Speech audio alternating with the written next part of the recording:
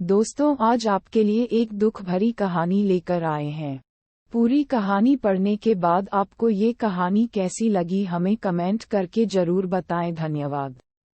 एक दुख भरी कहानी। एक दिन ठेले पर भार अधिक होने के कारण रामू उसे ठीक से संभाल नहीं पाया और तेज गति से आती ट्रक से भिड़ गया।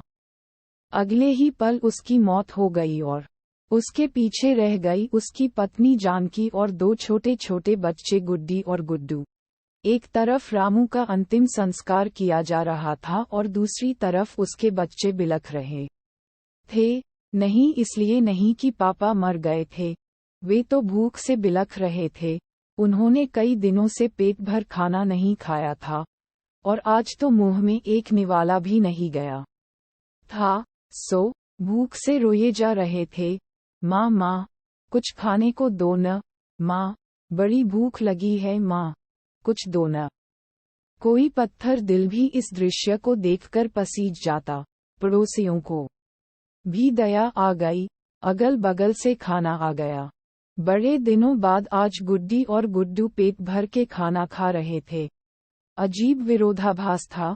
एक तरफ लोग रामू की मौत पर दुख व्यक्त कर रहे थे, वहीं दूसरी तरफ उसके अपने बच्चे बड़े चाव से भोजन कर रहे थे। जानकी ने अगले कुछ दिन इसी तरह से उधार लेकर और इधर उधर से मांगकर अपना और बच्चों का पेट पाला, लेकिन ये कब तक चलता। लोगों ने मदद करना बंद कर दी। जानकी पागलों की तरह काम खोजने लगी, लेकिन तमाम कोशिशों के बावजूद भी किसी ने उसे काम नहीं दिया। जब थक हार कर घर लौटी तो बच्चे उम्मीद से उसकी तरफ देखने लगे। गुड्डू तुतलाती आवाज में बोला, क्या लाई हो माँ, जल्दी से खिला दो, बड़ी भूख लगी है। माँ रो पड़ी और बच्चे समझ गए कि माँ के पास कुछ भी नहीं है। एक पल के लिए अजीब सा सन्नाटा पसर गया। फिर गुड्डी बोली, माँ, ये गुड्डू कब मरेगा? पागल हो गई है, ऐसा क्यों बोल रही है? माँ ने डांटते हुए बोला। माँ, जब पापा मरे थे तो उस दिन हम लोगों को पेट भर खाना मिला था। गुड्डू मरेगा तो फिर खाना आएगा ना? गुड्डी की बातें सुनकर माँ की आंखें फटी की फटी रही गईं। उसके पास गुड्डी की बात को कोई जवाब ना था। दोस्तों, ये सिर्फ एक कहानी नहीं है, ये दुनिया के करोड़ों लोगों की हकीकत है। इस पर गौर कीजिए। जिस खाने को हम थाली में ऐसे ही छोड़ देते हैं उसकी कीमत को समझिए।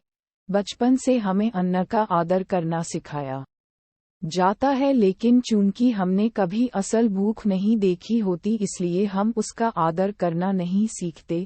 एक दिन, बस एक दिन भूखा रहकर देखिए और आप करोड़ों लोगों का दर्द समझ जाएंगे। चलिए हम प्रण करें कि हम कभी भी अन्न का अपमान नहीं करेंगे, हम कभी भी खाना बर्बाद नहीं करेंगे, हम कभी भी होटल जाकर दो लोगों के बीच चार लोगों का खाना नहीं